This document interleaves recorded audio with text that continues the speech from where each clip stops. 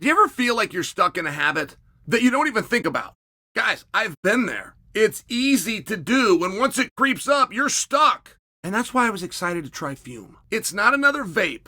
It's not an e-cig. It's not even a nicotine product. This is something different, and it's a simple, satisfying way that you can replace a bad habit. And you can do this without inhaling anything harmful. No smoke, no vapor, no nicotine. This is just natural flavored air that gives you something to reach for, something to fiddle with, without any of the chemicals. I'll tell you guys, a lot of times breaking a habit is not just about willpower. It's about having something better to reach for. And Fume is that alternative. My personal favorite flavor is crisp mint, but there's tons of options. And guys, it's not just about flavor. Fume has a magnetic, fidget-friendly design, and it helps to keep your hands busy while keeping your mind engaged. Guys, right now, if you order the Journey Pack and you use my code Chael, you will get a free Fume topper. Go to tryfume.com/Chael to try yours today. Scan the QR code that I put on the screen or just click on the link below. Kamaru Usman, would you please shut up? What is wrong with Kamaru Usman? You got to understand this from my perspective because I think it's your perspective, okay? Let me tell you how I feel when I see Kamaru Usman, but I'll bet you can relate to this. The dude's handsome. Like your whole life you wish that you could look like Kamaru Usman. He can dress. People like him. He's popular. He's nice. He sells out arena. His legacy is set in stone. He was the champion of the world. He is the only guy that you could argue had a better run than Georges St. Pierre and not get laughed at. He is the only guy. Before he got to the World Championship, before he got to the UFC, not to mention he came in the hard way, had to come through the Ultimate Fighter, the toughest tournament all in sports, of which he won pretty easily. And if you go back and look at that bracket, that's one of the hardest Ultimate Fighters ever. Before he did any of that, he was a national champion in wrestling. In between, he had Olympic aspirations and dreams to the point that the Olympic Training Center funded and moved him into their facility. And the guy is cloaked in success. Then he's got the blessings of two beautiful children. I mean, if you want to get onto a personal level. And Kamaru had shared something with me, and it was private. We're in a van. We were in Florida. Now, I called Kamaru, and I asked him if I can tell you guys this. Can I share, hey, can I tell the world what you told me in that van in Florida? He said, well, it depends. What did I tell you? So I reminded him, and he said yes. But the way that private conversation went is he revealed that he is greatly affected by what is said about him. And that includes complete strangers online. If he reads a headline about him and it's negative, it will affect him and bring him down. It will bring him down for the day.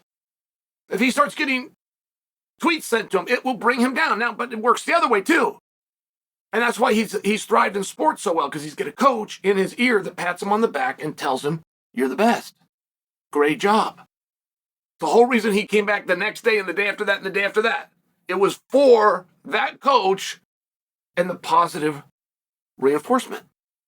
And I share that because I think that would surprise you. I think like to humanize somebody that is a star. I think that would surprise you to know. Now, what has been said about him? He was so emotional. And it wasn't just in the ring. Like a lot of you stop your viewing experience right there in the ring. But there's a post-show, and there's post-fight press conferences, and sometimes you got to look around them for those just a little bit more. And I followed him. I followed him to the post-fight press conference, and he was choked up and he was having a hard time there. Now, he is dealing with something in his personal life. And that's tough. It was just a tough thing. But he overcame all of that. And he said 3 times I had to get this monkey off my back. That was the expression that he used.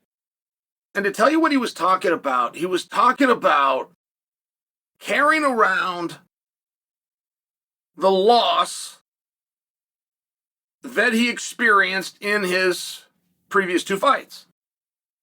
And it might have even been 3. Did he go Leon lost to Leon lost? Yeah, he did. He had back-to-back to Leon and then to Chimaev. So he loses to the world champion. He loses to the guy that's favored to be the world champion. But either way, they were losses. He hadn't had victory in a long time. This is after not tasting defeat for so many years. And it was bothering him. And so he felt as though his performance was contained. Right? Kamaru Usman is the one that's famous for saying, I gave 30%. Got him in all sorts of trouble the night that he said it. But he was being open and he was sharing how he felt. And the night that he gave 30%, I thought he looked great. But Saturday night, I know that he looked great. He did things that were revolutionary to the sport, and there's not very many times you're going to see something in this sport at this level that's new. Khabib. When Khabib would get on top of guys, Khabib is the one that brought to our sport leg entanglements from the top position. He was not looking to pass. He was looking to get control, get a dominant position, but then he was going to lock you down. The number one thing that Khabib would do when he got on top of you is made sure that he stays on top of you. And then the pounding and the positions and possibly a submission would come. But that was revolutionary. Nobody had ever seen that. I remember going to the gym and working on it, and the coach is saying, okay, so this is what Khabib does, and this is how Khabib gets to this position. And Kamaru was doing a lot of that, and he was doing it with head position. He would get Buckley down, and he would be so disciplined before he would try to land an elbow, before he would touch him to the body. The very first thing that he would do is slide his head back and put it right on Buckley's face. I believe he was aiming for under his chin, but that's hard to do. You're using your head, and you can't butt the guy, and you don't want to do that. And I mean, it was such a disciplined approach. Then for Buckley, from a statistical standpoint or strategy standpoint, Buckley, if he wants to get up, he's going to have to post his hand on the mat. But it's just like if I want to get out of this chair, I've got to post and then elevate. I must. There's no other way to get up. I must post to gain elevation. And Kamaru was just looking for that all night. Every time Buckley would finally post, the very first step, every time he would post, Kamaru would grab his arm and pull it out. So sometimes Buckley would go to his elbow instead of his hand just because it's hard to lift, and Kamaru would come right here and pull it out and make him reset the position. And he was so disciplined to do that. And you have to have incredible patience, because the crowd isn't loving that, and the referee isn't going to let that go on for long if you're not working strikes along with it. And Kamaru was so disciplined to do it. Then, again, just from a real tactical standpoint, in my day, coming up right behind Randy Couture, we would pin guys into that fence. We would pin them there, and that's where we would go to pound them. Over time, guys, when you went to put them on the fence, would then scoot up it. And if you could put a guy's head on the fence, you're in good position. But if he gets his shoulders on the fence, he's going to get up. If he gets his shoulders on the fence, he's now winning that battle. Kamaru was very disciplined. Every time Buckley would start to slide up that fence, Kamaru would stop what he was doing, come down, grab his legs, drag him off the fence, return to the top, get head position, pull the hands out, and then look to give shots. I mean, it was just this incredible thing. None of the rumors were true. I had rumors on the best of authorities. I completely believe. I could have been sworn in court, and I would have testified that Kamaru Usman's knees are shot, that his training is not the same because his knees are shot. His condition is not the same because he can't run. He can't run because his knees are shot. I believed all of these things. Where did that rumor come from? You just can't have the timing that he had. You just can't push the pace to the level that he pushed it without an extremely disciplined training approach. And whatever Kamaru's going through. And I know it was very hard. He shared that his daughter wasn't there, and the daughter of Kamaru's mom, and it was one of these situations, and he was kind of letting you guys in on that, and he was kind of pulling back, and I'm just sharing. He showed a real human side to him, but he does need to remember that he might not be Superman, but he's a Superman. He doesn't do things that regular humans do. He's another breed. He's a higher caliber.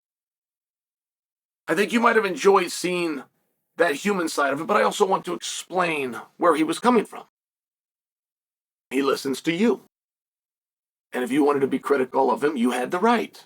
But if you took the time, there's another side of the coin, which is now you owe it to go back to those platforms. And when a guy does a good job, don't be afraid to tell him.